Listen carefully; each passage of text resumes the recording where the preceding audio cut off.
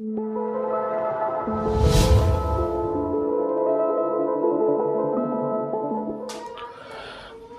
दोस्तों, स्वागत है आप सबका अपने YouTube channel boost your brain with Dheeraj Shukla.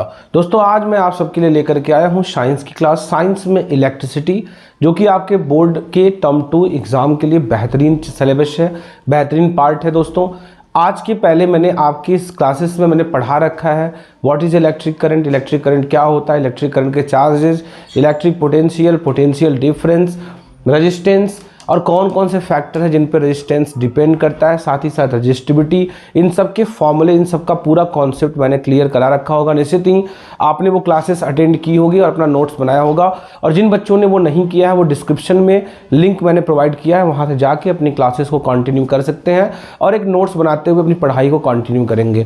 दोस्तों कुछ बच्चों के दिमाग में आ रहा होगा सर ये एग्जाम के टाइम में आप नोट्स बनवा रहे हैं, पढ़ा रहे हैं, इससे कोई नुकसान, टाइम काफ़ी लग रहा है, टाइम डिले वाला प्रॉब्लम तो नहीं है।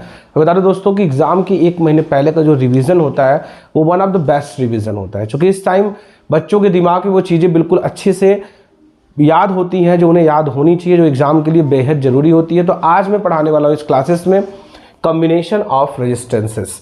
सबसे पहले ये रेजिस्टेंस होते क्या हैं, रेजिस्टेंस क्या करते हैं। रेजिस्टेंस जो है इलेक्ट्रिसिटी को किसी भी कंडक्टर में फ्लो होने से रोकने की कोशिश करते हैं।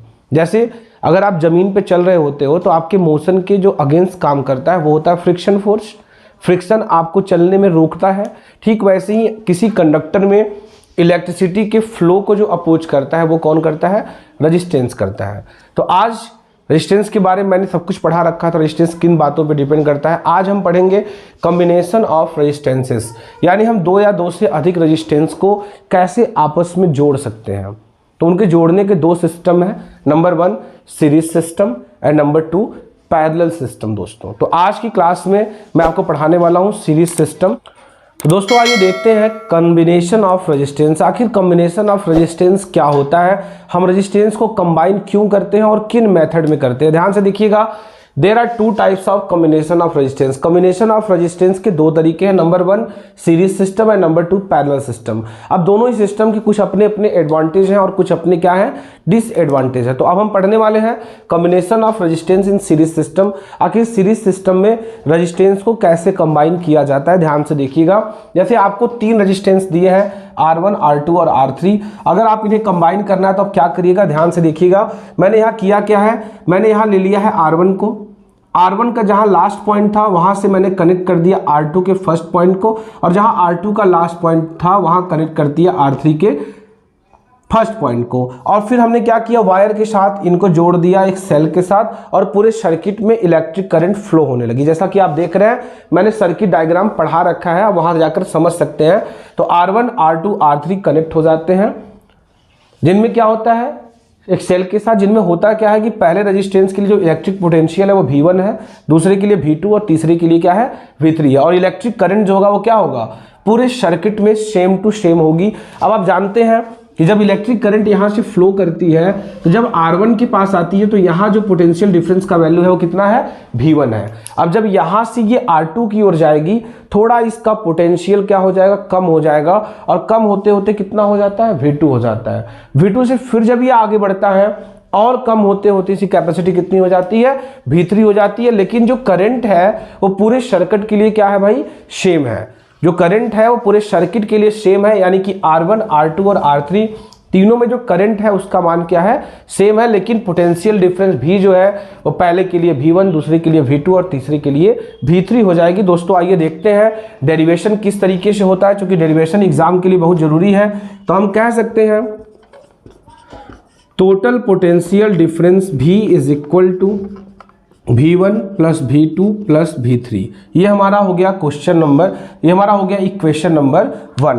अगर मैं देखूं और अगर आप लोग को बताऊं तो आप जानते हैं कि फॉर द फर्स्ट रेजिस्टेंस, अगर हम बात करें पहले रेजिस्टेंस की, तो पहले रेजिस्टेंस के लिए क्या होता है V1 is equal to I into R1। ध्यान दीजिएगा, ये हमारा हो गया इक्वेशन नंबर 2। इक्वेशन नंबर क्या हो गया, 2। V1 equal to I into R1। अगर मैं बात करूं फॉर द सेकेंड रेजिस्टेंस, यानी अगर मैं बात करूं दूसरे रेजिस्टेंस की, तो यहां देखिएगा क्या हो जाएगा, V2 equal to I into R2, ये हमारा हो जाएगा इक्वेशन नंबर 2। और अगर मैं बात करूं फॉर द थर्ड रेजिस्टेंस, अगर मैं बात करूं तीसरे रेजिस्टेंस की, तो तीसरे रेजिस्टेंस के लिए जो हमारा V3 हो जाएगा वो हो जाएगा I इंटू R3। इस प्रकार से हमारे फर्स्ट, सेकेंड, थर्ड और ये फोर्थ 4 इक्वेशन बन गए दोस्तों। तो क्या कोई भी प्रॉब्लम हुई क्या आपको यहाँ पे? देखिए ध्यान से, कुछ भी स्पेशल नहीं करना है। आप जानते हैं कि अगर पहले रेजिस्टेंस के लिए पोटेंशियल डिफरेंस V1 है, दूसरे के लिए V2 है, तीसरे के लिए V3 है, तो जो टोटल पोटेंशियल डिफरेंस पूरे सर्किट में होगा वो क्या होगा? कैपिटल V होगा, और वो इक्वल होता है V1 plus V2 plus V3 की, इक्वेशन नंबर 1। अब अगर बात करें कि पहले रेजिस्टेंस के लिए V1 क्या होगा, तो according to Ohm's law I into R1, दूसरे के लिए I इंटू R2, तीसरे के लिए I इंटू R3। अब हमारा इक्वेशन बन गया, तो हम क्या करेंगे? Put the value of V1, V2, V3 in equation number 1। Equation number 1 में हम क्या करेंगे? V1, V2 और V3 की वैल्यू पुट करेंगे। अब इक्वेशन नंबर 1 क्या है, ध्यान से देखिएगा। इक्वेशन नंबर 1 है V is equal to V1 plus V2 और प्लस V3। अब अगर आप देखिएगा तो V1 की वैल्यू हमने कितना निकाल रखा है? I इंटू R1, यहाँ पुट कर देंगे, प्लस V2 की वैल्यू क्या है? I इंटू R2, ये यहाँ पुट कर देंगे, प्लस V3 की वैल्यू I इंटू R3 यहाँ पुट करेंगे। अब आप ध्यान से देखिएगा तो यहाँ 3 टर्म्स है, first term, second term, third terms. तीनों टर्म्स में I कॉमन है, तो I कॉमन ले लीजिएगा। क्या बचेगा? R1 plus R2 plus R3। I को इधर लाइएगा तो हो जाएगा V by I is equal to R1 plus R2 plus R3।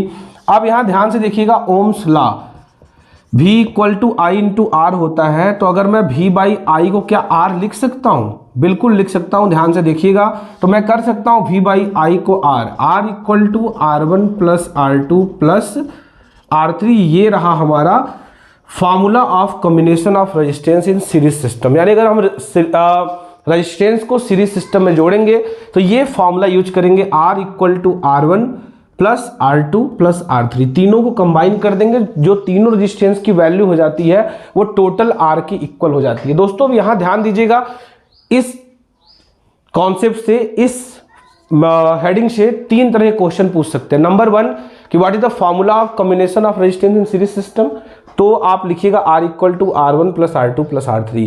दूसरा, इस पे न्यूमेरिकल आ सकता है, तो ये फॉर्मूले पे आप न्यूमेरिकल लगाइएगा। तीसरा, लॉन्ग आंसर या शॉर्ट आंसर में आपसे पूछ सकता है कि derive the formula of combination of resistance in series system, कि आखिर ये फॉर्मूला कैसे मिला, इसको डिराइव करके बताइए। तो अगर डेरिवेशन पूछेगा तो आप ये पूरा कॉन्सेप्ट आपको अपनाना पड़ेगा, पूरे कॉन्सेप्ट के साथ आप जाइएगा, तब आप फुल मार्क्स पाइएगा। दोस्तों मैंने इस जो आज ये कॉन्सेप्ट मैंने पढ़ाया है, यहाँ आपके मैंने 3 क्वेश्चन कवर किया है। वेरी शॉर्ट में ये फॉर्मूला पूछ सकता है, न्यूमेरिकल वेरी शॉर्ट में आ सकता है, साथ ही साथ लॉन्ग आंसर में combination of resistance in series system, जो कि लगातार कई सालों तक पूछा गया है। ये काफ़ी इंपॉर्टेंट जो टॉपिक है, इसको ध्यान से पढ़िएगा, कोई भी कंफ्यूजन दिमाग में मत रखिएगा। मैं एक बार शॉर्ट में रिवीजन कराना चाहूँगा। 3 रेजिस्टेंस R1, R2, R3 थी, जिन्हें मैंने कनेक्ट किया सेल से, तो क्या हुआ? पहले के लिए PD V1, V2 और V3 रहा, तो टोटल V क्या होगा? V1 plus V2 plus V3 होगा।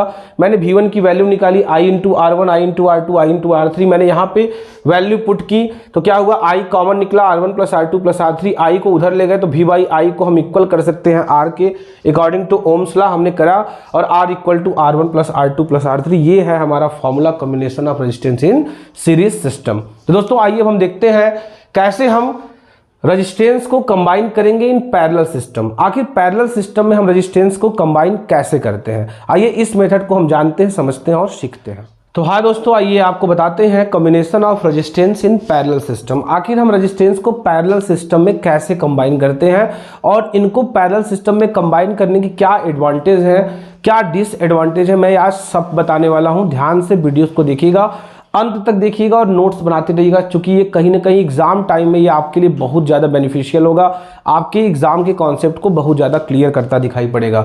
हम क्या करेंगे दोस्तों, ध्यान से देखिएगा, हम करेंगे क्या? हमने 3 रेजिस्टेंस लिया है, R1, R2 और R3। अगर हम इन्हें पैरेलल सिस्टम में कनेक्ट करेंगे, सबसे पहले हम डायग्राम की बात करते हैं, क्या करेंगे। ध्यान से देखिएगा, मैंने यहाँ ले लिया पहला रेजिस्टेंस R1, दूसरा ले लिया R2 और तीसरा ले लिया हमने R3। अब हम करते क्या है, तीनों रेजिस्टेंस के पहला पॉइंट, ये पहला पॉइंट है ना, ध्यान दीजिएगा, तीनों रेजिस्टेंस के पहले पॉइंट को हम किसी एक खास पॉइंट से अटैच कर देते हैं, साथ ही साथ तीनों रेजिस्टेंस के दूसरे पॉइंट को हम किसी खास पॉइंट से अटैच कर देते हैं। ये हम कह सकते हैं ये हमारा पॉइंट ए है, ये कह सकते हैं हमारा पॉइंट बी है। अब हम इन्हें क्या करेंगे, नीचे सोर्स ऑफ इलेक्ट्रिसिटी से कनेक्ट करेंगे, हमारा बन जाएगा सर्किट। अब ध्यान दीजिएगा ऐसे सर्किट में क्या होता है, ऐसे सर्किट में क्या होता है, हमने क्या किया, तीनों रेजिस्टेंस के पहले पॉइंट को तीनों रेजिस्टेंस के पहले पॉइंट को किसी खास पॉइंट से जोड़ दिया और दूसरे को किसी खास पॉइंट से जोड़ दिया, नीचे वायर के साथ सर्किट बनाते हुए हमने सेल से इसे कनेक्ट कर दिया। अब कनेक्ट करने पर होगा क्या, ध्यान से देखिए क्या होगा। अब इसमें जो V की वैल्यू होगी, यानी V जो भी होगा वो क्या होगा, तीनों के लिए सेम होगा, यानी R1 के लिए V, R2 के लिए भी V और R3 के लिए भी V होगा, V होगा। लेकिन अगर बात करें हम करंट की, तो ध्यान से देखिएगा, अगर यहाँ से इलेक्ट्रिक करंट आता है तो यहाँ वो 3 रास्तों में बढ़ जाता है। तो होता क्या है कि पहले के लिए करंट I1, दूसरे के लिए करंट I2 और तीसरे के लिए करंट का मान क्या हो जाता है, I3। दोस्तों ये आपने समझ लिया कि आखिर करंट अलग अलग क्यों होता है, क्योंकि इस पॉइंट के बाद उसके पास 3 रास्ते हो जाते हैं, जहां वो 3 पार्ट्स में बट करके I1, I2 और I3 हो जाता है, और पूरे सर्किट में जो V का वैल्यू है वो तो क्या रहता है, सेम रहता है। तब हम क्या करेंगे, ध्यान से देखिएगा, यहाँ पे सेम कॉन्सेप्ट जो हमारा अलग अलग होता है हमें उन्हें पकड़ के चलना होता है। हम क्या करेंगे, electric current I is equal to I1 plus I2 plus I3, ये हमारा हो गया पहला इक्वेशन। काफी ज्यादा सेम कॉन्सेप्ट है, ध्यान से समझिएगा आप। अब अगर मैं करूंगा, ध्यान से क्या करेंगे, ध्यान से देखिएगा आप, फॉर द फर्स्ट रेजिस्टेंस, अगर मैं बात करूं पहले रेजिस्टेंस के लिए करंट की वैल्यू क्या होगी, पहले रेजिस्टेंस के लिए करंट की वैल्यू क्या होगी, तो आप ध्यान से देखिएगा, हो जाएगा I1 is equal to V by R1, ये हमारा हो गया पहला इक्वेशन। अगर मैं वही काम करूं for the second resistance, for the second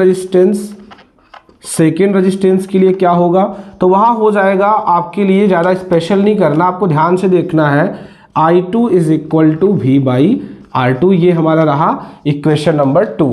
अगर हम बात करें फॉर द थर्ड रेजिस्टेंस, तीसरे रेजिस्टेंस में क्या होगा, तो तीसरे रेजिस्टेंस में हमारा हो जाएगा I3, क्या हो जाएगा, I3 is equal to V by R3, ये रहे हमारे 3 इक्वेशन, ये हमारे क्या रहे, 3 इक्वेशन। ध्यान दीजिएगा, आपने इक्वेशन नंबर 1 इसको नाम दिया है, तो आप इक्वेशन नंबर 2 इसको दे दीजिएगा, इक्वेशन नंबर 3 इसको दे दीजिएगा, और इक्वेशन नंबर 4 ये हमारा हो जाएगा।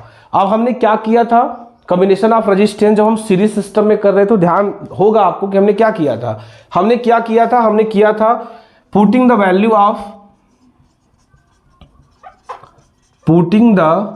Value of electric current I1, I2, I3 in equation number 1। Equation number 1 में I1, I2 और I3 की वैल्यू हमने पुट करने के लिए कहा था, I1, I2 और I3 की वैल्यू पुट करने को कहा था। तो I1 की वैल्यू क्या है, V बाई R1, इक्वेशन 1 हमारा क्या कहता है, I इक्वल टू कहता है I1 plus I2 plus I3, I equal to I1 की वैल्यू हमने रख दिया यहाँ पे V बाई R1, I2 की value V by R2 plus I3 की value V by R3, I equal to हमने V कॉमन ले लिया, तो क्या हो जाएगा 1 by R1 plus 1 by R2 plus 1 by R3। अब इधर लाएंगे तो V हमारा हो जाएगा नीचे, I by V is equal to 1 by R1 plus 1 by R2 plus 1 by R3। अब ध्यान से देखिएगा, अगर V इक्वल टू होता है I इंटू R, तो क्या हो जाएगा, I by V equal to क्या हो जाएगा, अगर मैं R को इधर लाऊं तो क्या हो जाएगा, V by R equal to I, तो 1 बाई R इक्वल टू हो जाता है हमारा I बाई V, यानी I बाई V के बदले हम क्या लिख सकते हैं, हम लिख सकते हैं 1 by R is equal to 1 by R1 plus 1 by R2 plus 1 by R3। ये रहा हमारा derivation of combination of resistance in parallel system. यानी अगर रेजिस्टेंस को हमें पैरेलल सिस्टम में कंबाइन करना होगा तो हम क्या करेंगे, हम ध्यान देंगे कि पहले तो उन्हें कैसे जोड़ेंगे ये ध्यान दीजिएगा डायग्राम पे। डायग्राम के बाद इलेक्ट्रिक करंट जो अलग होता है, जो सबके लिए डिफरेंट डिफरेंट होता है, मैं उन्हीं को लेता हूं। I equal to I1 plus I2 plus I3 equation 1। पहले के लिए I1 V/R1, दूसरे के लिए V/R2, तीसरे के लिए V/R3। अभी I1 I2 की वैल्यू मैं इक्वेशन 1 में पुट करूंगा तो ये हो जाएगा, V कॉमन ये हो जाएगा, इधर लाएंगे ऐसे ऐसे करके 1/R is equal to 1/R1 plus 1/R2 plus 1/R3। यानी कि जब रेजिस्टेंस को हम पैरेलल सिस्टम में जोड़ेंगे तो उनका जो रेजिस्टेंस होता है वो क्या होता है, उनके इनवर्स के सम के इक्वल होता है। यानी 1/R is equal to 1/R1 plus 1/R2 plus 1/R3। दोस्तों ध्यान दीजिएगा, इस दो कॉन्सेप्ट जो मैंने पढ़ाए हैं, combination of resistance in series या इन पैरेलल, इन दोनों में क्या होता है, डेरिवेशन, इनका फॉर्मूला और इनसे आने वाले न्यूमेरिकल आपके एग्जाम के लिए बहुत ही ज्यादा इंपॉर्टेंट है दोस्तों। तो अब हम पढ़ेंगे इन दोनों सिस्टम के आखिर क्या एडवांटेज है और क्या डिसएडवांटेज है, अब हम ये पढ़ने वाले हैं। तो हाँ दोस्तों, आइए देखते हैं disadvantage of series circuit for domestic wiring. आप जो अपने घरेलू वायरिंग कराते हो ना, घरों में वायरिंग वगैरह आप कराते हो, इलेक्ट्रिकल अप्लायंसेस को कनेक्ट कराते हो बोर्ड स्विच वगैरह से, तो ये अगर आप इसमें अगर आप सीरीज सर्किट करा लेते हो तो क्या प्रॉब्लम होगी, हम इसके बारे में आपको बताने वाले हैं कि अगर आपने घरेलू वायरिंग को, डोमेस्टिक वायरिंग को सीरीज सर्किट में कराया तो उसकी क्या डिसएडवांटेज हो सकते हैं, क्या नुकसान हो सकते हैं। नंबर 1 ध्यान से देखिएगा, in series circuit if one electrical appliances stop working due to some defect. मान लीजिए कि अगर आपने घरेलू वायरिंग को सीरीज सर्किट में करा ली और आपने उसमें क्या किया, टीवी, फैन, कूलर, एसी वगैरह को कनेक्ट करा दिया, तो मान लीजिए अगर कोई पहला अप्लायंसेस स्टॉप करना बंद कर दे, यानी आप अगर चाहते हो कि टीवी मैं बंद करके बाकी को चलाऊं तो आप ऐसा नहीं कर सकते, बिकॉज सीरीज सर्किट में किसी भी अप्लायंसेस को आप स्टॉप नहीं करा सकते। अगर आप एक स्टॉप करोगे तो सारे के सारे क्या हो जाएंगे, स्टॉप हो जाएंगे। एक सबसे बड़ी कमी इसकी ये है, अगर मैं बता दूं कि अगर मान लीजिए आप ऑफ नहीं कराना चाहते, आप सारे अप्लायंसेस को एक साथ चलाना चाहते हैं, तब तो ये काम कर सकता है। लेकिन अगर इनमें से कोई एक में प्रॉब्लम आ गई, कोई एक में डिफेक्ट आ गया, तो बाकी सारे अप्लायंसेस भी स्टॉप वर्किंग, वो वर्क करना बंद कर देंगे। ये हमारा कहता है पहला पॉइंट कि series circuit if one appliances stop working due to some defect then all other appliances also stop working. इसका मैं एक एग्जांपल बता दूं दोस्तों, जो शादी विवाह वगैरह, बर्थडे पार्टी, सेलिब्रेशन वगैरह में घर पे झालर नहीं लगाए जाते, झालर वगैरह, लाइटिंग वगैरह लगाई जाती है ना अच्छे खासे, तो वो सीरीज सिस्टम में होते हैं। और आपने नोटिस किया होगा कि अगर एक बल्ब बीच से डिफेक्ट हो जाता है तो अगले सारे जो बल्ब है उनमें करंट जाना बंद हो जाता है और वो ग्लो करने बंद कर देते हैं। तो यही होता है फायदा कि सीरीज सर्किट में अगर एक नुकसान हो जाता है, एक बल्ब काम करना बंद कर देगा, तो अगले सारे अप्लायंसेस क्या हो जाएंगे, अगले सारे बल्ब भी काम करना बंद कर देंगे। ये इसका एक डिसएडवांटेज है। लेकिन एडवांटेज क्या है, आप देखते होंगे हजारों बल्ब को झालरों में लगाया जाता है, घरों को सजाया जाता है, तो अगर इनको हम पैरेलल सिस्टम में कनेक्ट करते तो हमें हर बल्ब के लिए सेपरेट क्या करना पड़ता, स्विच प्रोवाइड करना पड़ता। अब पता लग रहा है कि हमें विद इन अ मिनट झालर जलाना है, तो क्या करेंगे, क्या ऐसा हो पाएगा? जितने बाराती घराती हैं सबको मिल करके पहले तो झालर ऑन करना पड़ेगा, सबके पास क्या होगा, एक अलग अलग स्विच होगा, सब दौड़ेंगे, स्विच ऑन करेंगे, पता लगा आधे घंटे बाद सारे झालर ऑन होते हैं। ये प्रॉब्लम भी होती है। तो हम इसीलिए अपनी वायरिंग को अपने यूज के हिसाब से अरेंज करते हैं। अगर हमें सेपरेटली ऑन ऑफ करना है तो वहां हम यूज करेंगे पैरेलल सिस्टम, अगर एक साथ उन्हें करना है तो हम करेंगे सीरीज सिस्टम। आप समझ रहे होंगे पहला क्या होता है। दूसरा, in series circuit all the appliances have only one switch due to which they can not be operate separately. मैंने बता चुका आपको कि सीरीज सिस्टम में सारे अप्लायंसेस के लिए एक स्विच होता है, तो आप एक साथ उन्हें ऑन, एक साथ ऑफ, उन्हें ऑफ कर सकते हो। अगर आप उन्हें सेपरेटली करना चाहो तो वो सीरीज सिस्टम में आप नहीं कर पाओगे। इसके लिए करना क्या होगा, आपको अप्लायंसेस को कनेक्ट करना होगा इन पैरेलल सिस्टम। आते हैं point number 3, in series circuit the appliances not get the same voltage 220 भी, सॉरी ध्यान दीजिएगा यहाँ 220 भी है, जो स्टैंडर्ड वोल्टेज है वो कितना होता है, 220 भी होता है। तो अब अगर आप सीरीज सर्किट में अप्लायंसेस को कनेक्ट करते हो तो पहले के पास वोल्टेज तो ठीक ठाक रहेगा, दूसरे पे कम, तीसरे में कम, चौथे में कम होता चला जाएगा। अभी आपने देखा था कि जब सीरीज में हमने आपको जोड़ना सिखाया था तो वहाँ देखा था कि पहले के लिए V1, V2 और V3 यानी ये वोल्टेज कम होता चला जाएगा। यानी एक समय ऐसा आएगा कि अगर अप्लाइंसेस जो लास्ट में होंगे उनको वोल्टेज इतना कम मिलेगा कि उनका ग्लो करना, जल पाना, उनका काम कर पाना लगभग रुक जाता है, कम हो जाता है। Point number 4, in the series connection of electrical appliances, the overall resistance of the circuit increases too much due to which current from the power supply is low। अगर आप सीरीज सर्किट में सारे अप्लाइंसेस को जोड़ देते हो तो होता क्या है, रेजिस्टेंस इतना ज़्यादा हो जाता है, टू हाई, इतना हाई हो जाता है कि करंट जो होता है वो काफ़ी ज़्यादा लो हो जाता है। तो दोस्तों एडवांटेज से, इससे डिसएडवांटेज से कई बार क्वेश्चन आए हैं, तो आप इनका स्क्रीनशॉट वगैरह लेकर के नोट्स बना लीजिएगा, चारों पॉइंट को पढ़ लीजिएगा। अगर आप एग्जाम में 2 से 3 पॉइंट भी लिख देते हैं तो आपको पूरा मार्क्स मिल जाएगा। दोस्तों आइए हम देखते हैं, हमने पढ़ा disadvantage of series circuit in domestic wiring. अब मैं आपको पढ़ाने वाला हूं advantage of parallel circuit in domestic wiring, कि अगर आप डोमेस्टिक वायरिंग को पैरेलल सिस्टम में करेंगे तो उसके क्या फायदे हो सकते हैं, क्या एडवांटेज हो सकते हैं। तो हाँ दोस्तों, आइए देखते हैं advantage of parallel circuit in domestic wiring. अगर आप ध्यान दीजिएगा, दोनों को रिलेट करिएगा, सीरीज सर्किट के डिसएडवांटेज को, पैरेलल सर्किट के एडवांटेज को, तो आपको याद करने में, समझने में काफ़ी ज़्यादा आसान होगा और मज़ेदार होगा। Number 1, in parallel circuit if one appliances stop working due to some defect, अगर पैरेलल सर्किट में कोई अप्लायंसेस काम करना बंद कर दे किसी भी गड़बड़ी के कारण, किसी भी कमी के कारण, तो क्या होगा, ऑल अदर अप्लायंसेस, जो दूसरे अप्लायंसेस होंगे, कीप वर्किंग नॉर्मली, वो नॉर्मली जैसे काम करते हैं वैसे करते रहेंगे। वहाँ क्या था, एक का बंद होना, बाकी सबका ऑटोमेटिक बंद हो जाना। यहाँ ऐसा नहीं है, यहाँ एक बंद होगा तो बाकी नॉर्मली अपना वर्क करते रहेंगे। Number 2, in parallel circuit each appliances has its own switch due to which it can be turn on और ऑफ सेपरेटली। पैरेलल सर्किट में क्या होता है, जितने भी अप्लायंसेस होते हैं सबके पास अपना खुद का स्विच होता है, जिन्हें हम सेपरेटली टर्न ऑन ऑफ हम कर सकते हैं। Number 3, in parallel circuit each appliances get the same voltage. सबसे बड़ी बात है कि पैरेलल सर्किट में जोड़ने पे जितने भी अप्लायंसेस होते हैं उनको सेम वोल्टेज, जो उनका यूजुअल वोल्टेज होता है 220 भी उनको मिलता रहता है। Point number 4, the overall resistance is low. Overall resistance इसमें क्या होता है, खासा कम हो जाता है, और रेजिस्टेंस का कम होना इसका मतलब क्या है, the current is too high, electric current क्या हो जाता है, बहुत ज़्यादा हाई हो जाता है। अब दोस्तों बहुत से बच्चों के दिमाग में ये आ रहा होगा कि सर इसका मतलब ये कि सीरीज सर्किट जो है बुरी होती है और पैरेलल सर्किट जो होती है वो अच्छी होती है। तो मैं आपको बता दूं बच्चों, ये कोई भी सर्किट बुरी या अच्छी नहीं होती है, डिपेंड करता है आपकी यूज पे, आपको यूज कैसा करना है। जैसे मैंने एग्जांपल दिया था ना, जो आप झालर लगाते हो, लाइटिंग लगाते हो, तो अगर उसमें अगर आप पैरेलल सिस्टम में जोड़ दिए तो आप सोचो 1000 झालर के लिए 1000 स्विच प्रोवाइड करना कितना मुश्किल होगा, और उस 1000 स्विच को ऑन ऑफ करना कितना मुश्किल होगा।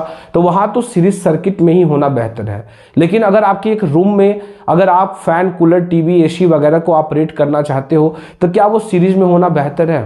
क्या नवंबर दिसंबर की ठंडी में टीवी के साथ, आईपीएल मैच के साथ आप जो है पंखा चलाना पसंद करोगे? शायद तो नहीं करोगे।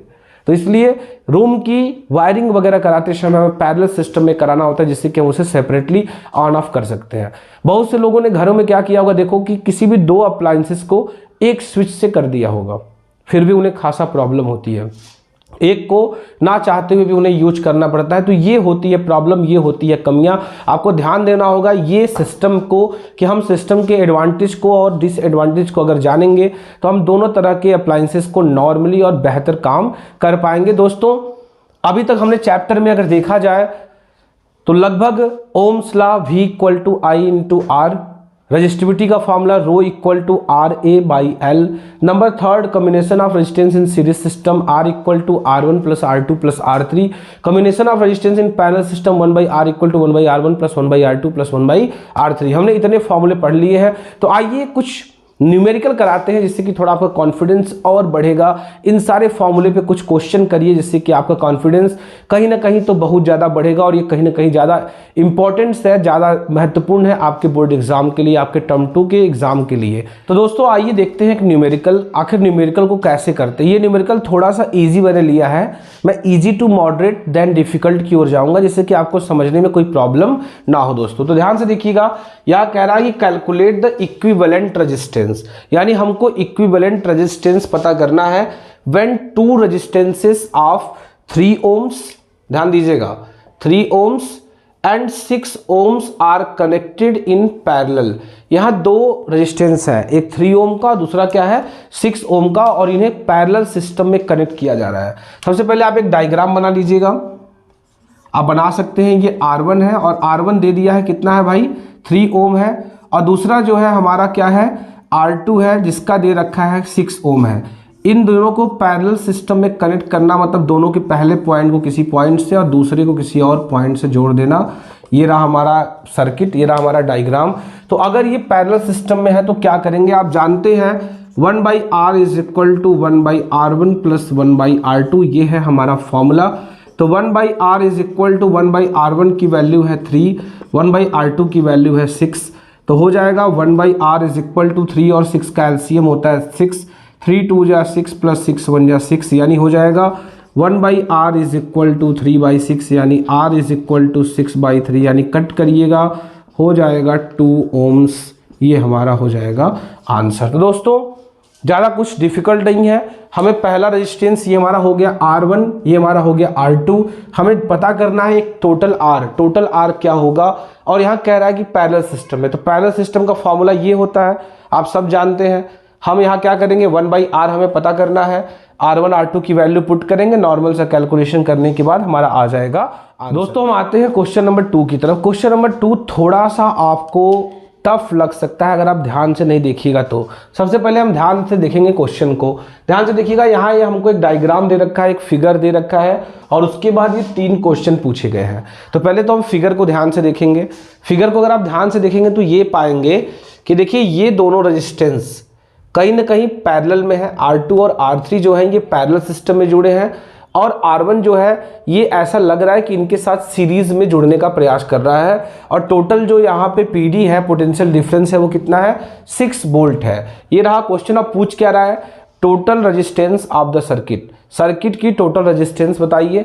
Number 2 total current flowing in the circuit, and number 3 PD potential difference across R1, यानी यहाँ पे पोटेंशियल डिफरेंस कितना फ्लो कर रहा है दोस्तों, ये हमको बताना है।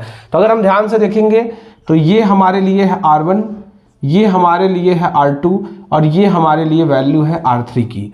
तो अब देखेंगे अगर हम सबसे पहले R2 और R3 को प्लस करेंगे इन पैरेलल सिस्टम, तो हम लिख देंगे यहाँ पे resistance R2 and R3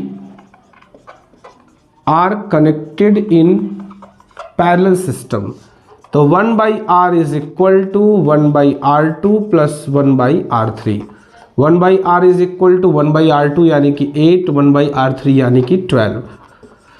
1/R is equal to, यहाँ अगर हम निकालेंगे एलसीएम तो कितना आ जाएगा हमारा 24 आ जाएगा। हम नीचे रख लेंगे 8 3 ज़ा 24, 12 2 ज़ा 24, 2 आ जाएगा। ये इक्वल हो जाएगा 5/24, यानी R इक्वल टू हम इसको इन्वर्स कर देंगे 24/5। अगर हम डिवाइड करेंगे 5 4 जा 20, 4 बचा 40, 5 8 जा 40, 4.8 ओम आ जाएगा। इन दोनों को ऐड करने पे ध्यान से देखिएगा। अब ये दोनों जब ऐड होंगे ना तो थोड़ा हमारा डायग्राम ऐसा हो जाएगा। ये दोनों जब ऐड होंगे तो ऐड होके ये इसके साथ ऐसा बना लेंगे, यानी अगर ये 7.2 ओम है तो ये दोनों जुड़ के हमारे लिए कितना हो जाएंगे 4.8 ओम हो जाएंगे। तो अब ध्यान दीजिएगा ये दोनों जो रेजिस्टेंस है अब ये सीरीज में हो जाएंगे, तो हम कह सकते हैं now it is in series system. तो सीरीज सिस्टम में आप जानते हो क्या होता है, R equal to R1 plus R2। तो R इक्वल टू R1 की वैल्यू दे रखी है 7.2 प्लस R2 की वैल्यू 4.8, यानी हो जाएगा 8 to 10 की 0 कैरी 1, 7 4 11 1 0, 12.0, यानी हम कह सकते हैं कि 12 ओम। ये हमारा हो जाएगा आंसर नंबर 1 का। आंसर क्वेश्चन 1 में पूछ क्या रहा था कि टोटल रेजिस्टेंस क्या होगा, तो टोटल रेजिस्टेंस हमारा हो जाएगा माय डियर स्टूडेंट्स 12 ओम। कैसे होगा ध्यान देखिएगा, मैंने इन्हें कनेक्ट किया पहले पैरेलल सिस्टम में। पैरेलल सिस्टम में कनेक्ट होने के बाद ये हो गया 4.8 ओम, दोनों मिलके ऐसा हो जाएगा। 4.8 और 7.2 को हम सीरीज में ऐड करेंगे तो ऐड होके हमारा हो जाएगा 12 ओम। क्या हो जाएगा 12 ओम हो जाएगा, यानी हमारा टोटल रेजिस्टेंस R तो आ गया। अब कह रहा है total current flowing in the circuit, total current flowing in the circuit, यानी टोटल करंट क्या होगा। तो ध्यान से देखिएगा, टोटल करंट के लिए फॉर्मूला होता है I equal to V by R1। V की वैल्यू दे रखी है 6, और R1 की value V by R, sorry यहाँ टोटल करंट पूछ रहा है तो हम R रखेंगे, तो R की वैल्यू हमने निकाला है 12, यानी आंसर आ जाएगा 0.12 5 जा 60, 0.5 एम्पियर। ये हमारा हो जाएगा क्वेश्चन नंबर 2 का आंसर। अब हम आते हैं आंसर नंबर 3 की तरफ। थर्ड में हमसे क्या कह रहा है, ध्यान से देखिएगा। थर्ड में हमसे कह रहा है कि पोटेंशियल डिफरेंस अक्रॉस R1, यानी R1 के लिए PD की वैल्यू क्या होगी। ध्यान से देखिएगा, सिर्फ R1 के लिए पूछा है, तो R1 के लिए पूछा है तो हम क्या करेंगे, ध्यान से देखिएगा। पता है V equal to I into R1, I की वैल्यू हमने निकाला है 0.5 इंटू R1 की वैल्यू कितनी होती है 7.2। अगर हम इनका इंटू करेंगे 5 2 या 10 की 0 कैरी 1, 5 7 35 1 36, और 1 और 1 2 पे पॉइंट हो जाएगा तो हो जाएगा 3.6 वोल्ट्स। ये हमारा हो गया answer question number 1, question number 2 और क्वेश्चन नंबर 3 का। तो दोस्तों समझिएगा, स्क्रीनशॉट ले लीजिएगा, इसको सॉल्व करिएगा, क्योंकि इस तरह के क्वेश्चन एग्जाम में मैंने देखा है कि बहुतों बार आए हैं। एक दो बार की तो आप बात ही छोड़ दीजिएगा, कम से कम मैंने जितनी बार बोर्ड के एग्जाम्स देखे हैं, मैक्सिमम बार अगर इस चैप्टर से न्यूमेरिकल आया है तो उसमें R, PD या I पूछा गया है, और इस तरह का क्वेश्चन तो मैंने मैक्सिमम बार आते हुए देखे हैं दोस्तों। हाँ दोस्तों, जैसा कि आज की क्लास में मैंने इतने न्यूमेरिकल आपके लिए करा रखे हैं। अगर आपको और भी न्यूमेरिकल करने हैं तो आप मुझे कमेंट सेक्शन में बताइएगा, मैं आपको एक न्यूमेरिकल के लिए सेपरेट सी क्लास ला दूंगा, जहां मैं V equal to I into R, rho equal to R A by L, R equal to R1 plus R2 plus R3, 1 by R equal to 1 by R1 plus 1 by R2 plus 1 by R3, यानी कि Ohm's law पे, resistivity के फॉर्मूले पर, combination of resistance in series के फॉर्मूले पर, combination of resistance in parallel के फॉर्मूले पर मैं आपको ढेर सारे लगभग 20 न्यूमेरिकल करा दूंगा। अगर आप पढ़ना चाहोगे तो कमेंट सेक्शन में प्लीज़ ज़रूर हमें बताइएगा दोस्तों। और जैसा कि ये चैनल आपके लिए बिल्कुल प्रयासरत है, संघर्षरत है दोस्तों, मैं आपसे बार बार कहना चाहूँगा, रिक्वेस्ट करना चाहूँगा कि आप ही हमारे वो होप हो, कम से कम आप हमारे लिए इतना तो कर ही सकते हो यार, अपने चाहने वालों को हमारे चैनल के बारे में उन्हें रिकमेंड करो, उनसे सब्सक्राइब कराओ, लाइक कमेंट कराते रहो। और जो भी चैनल पे नया है, जो आज पहली बार आया है, जो हमारे क्लास को देख रहा है, वो डिस्क्रिप्शन में जाके सारे क्लासेस को कंटिन्यू करता रहेगा, और हमारे चैनल को प्लीज़ सब्सक्राइब तो ज़रूर करिएगा। आप सबको हमारे इस चैनल पर बहुत बहुत धन्यवाद।